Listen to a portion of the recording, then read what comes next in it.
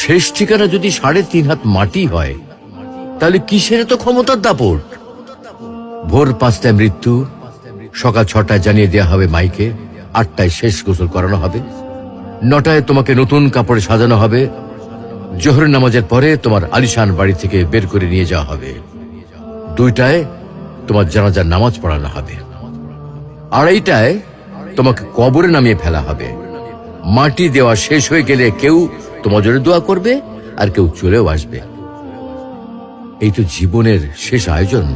তো কিসের তো অহংকার, কিসের তো ক্ষমতার দাপট? হ্যাঁ, ক্ষমতা কারো জন্য চিরস্থায়ী নয়।